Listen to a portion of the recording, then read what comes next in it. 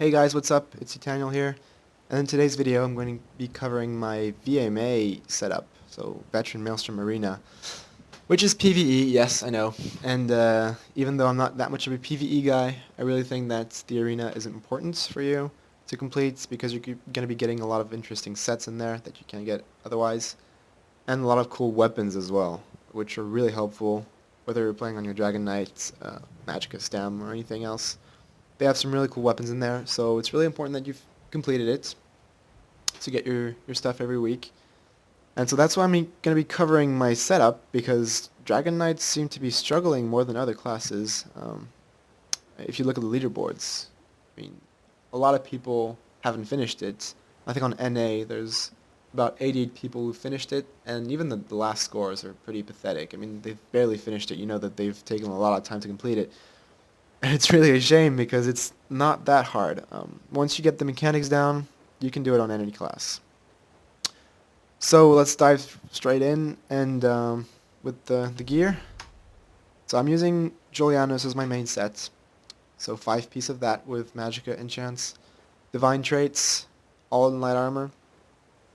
I'm going to be using 1 piece of Kena on my shoulders in heavy armor. The best slot would be Divines as well, but I didn't get lucky enough for that. And the last part is going to be Torx Pact in medium armor. So that gives you 5 light, 1 medium, and 1 heavy for the Undaunted passives, which give you additional stats. So you're going to get more DPS out of that, more survivability as well. The last set is going to be Willpower, which I use for on my jewelry. My weapons are a Torx Pact to complete the 2-piece bonus with the head right here. On my jewelry, I have spell damage enchants, except on 1 ring. And that's simply because, alright, and then this ring is healthy as well, not arcane. Even though I have an arcane one, but I prefer running with a bit more health in the arena. Because if you've done it before, you know that there's a lot of one-shot mechanics, and the trash mobs hit really, really hard. And since I don't have that much physical resistance, having a bit extra health is going to come in handy. Because if you don't have that bonus, your health really, really is very low. But with this setup, you can see I have 40k Magicka, so 19k health and 10k stamina. My Magicka recovery is at 1.4k, which is a bit overkill if you ask me.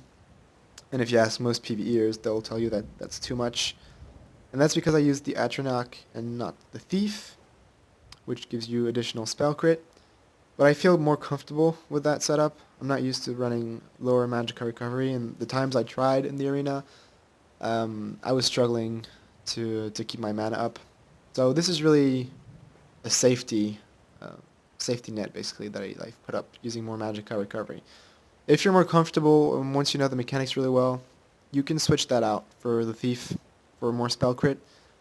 And overall, that will give you more DPS, and you're going to be able to go through the bosses and the trash mobs faster, which in turn means safer as well. If you kill the mobs faster, they're not going to be able to have as much opportunity to kill you. So, and that's the whole point with the arena. It's all about maxing out DPS and not that much sustain. So this really is about being a bit safer and feeling a bit more comfortable. But in the end, once you're used to it, you'll have to take that out as well. So let's go over the skills now. My setup is mainly ranged.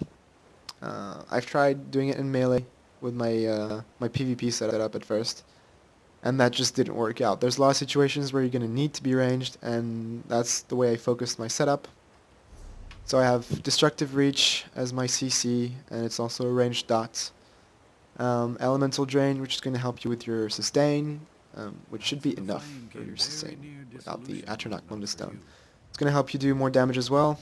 Crushing Shock, I chose this morph over Force Pulse, even though Force Pulse is more DPS. Crushing Shock is going to allow you to interrupt without being in melee range and bashing. And since you don't have that much stamina, you can't really afford to bash all the time. So Crushing Shock is going to be really useful, especially on round 5, when you have to interrupt those trolls, or some of the NPCs are stuck in the water and you have to go kill them. that range skill is going to be your main DPS skill.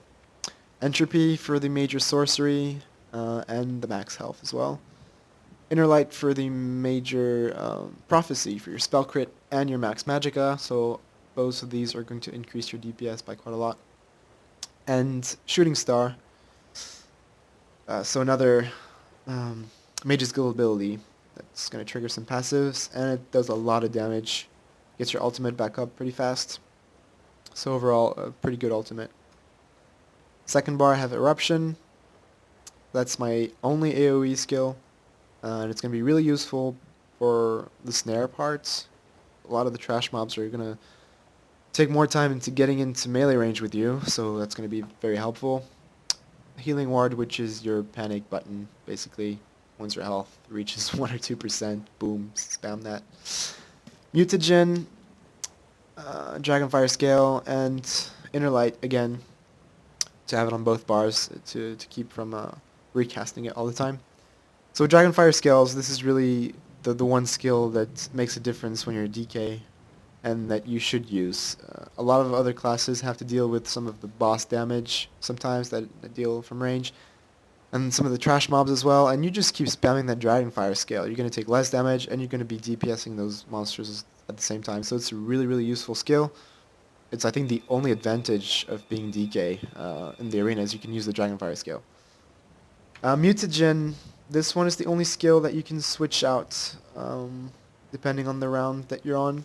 It's not going to be the best in slot all the time, and I recommend switching it out for Harness Magicka right here on certain rounds. I would say stage 8 and stage 9, because on those you're going to have a lot more instant damage that's going to take you down, and Harness Magicka is going to help tank and all that stuff out. So aside from this skill that you can switch out with Mutagen, all the other skills you can keep your setup like this for all the stages. You don't have to switch anything. So it's just being lazy and not wanting to switch and optimize everything. But the goal of this is really to finish the arena, maybe not be in the top 5 of the leaderboard. So keep in mind that point of view.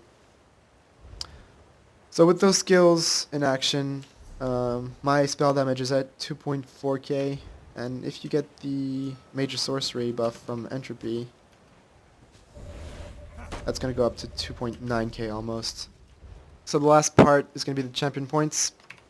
So the champion points, you don't really have to follow this, because this is a hybrid setup, because I don't want to switch it out all the time between PvP and PvE. So yeah, there's some things in here that are really useless. So I still have a lot of points into Magician for the cost reduction. Arcanist, Tumbling, that can be useful because you're gonna dodge roll quite a bit in the arena, but I don't know if it's the best in slot right here. All your damage, Elemental Expert, of course, max that out. Increase your crit as well, because as I said earlier, if you're gonna be doing the Thief Mundus Stone instead of Atronach, you're gonna have a lot of crit. So increasing your crit damage is important. Spell Erosion a bit. Nothing here. Nothing here. Useless points here in Block Expertise, that's only for PvP. And that as well, because you're not getting any... I don't think you can get any crits from the monsters in the arena. So these points are useless. If you're going to do only the arena, you'll put them somewhere else, maybe in Spell Shield or even Light Armor Focus. Elemental Defender, I guess I need a bit more points in here, but you need at least 20, I think. Quick Recovery for additional healing. Yeah, that's basically it. So once again, CP, you can come up with your own stuff. That's really not the most efficient way to go for it. But I'm just not switching it every time I go from PvE to PvP, so that's why I have a few points that are useless. But once again, this this setup is not to be on top of the leaderboards for the arena. It's just to finish it, because that's what a lot of people seem to be having trouble with. It's just finishing the arena. So with this setup, you should be able to do it. If I've missed anything, just feel free to tell me in the comments, ask questions, and I'll answer them the best I can. And well, good luck, guys, and I hope you get the loot you want, even though the RNG in this game. It's really ridiculous. And you're going to be getting a lot of defending traits. But I hope that you get what you're looking for. And so good luck again, and I'll see you guys next time.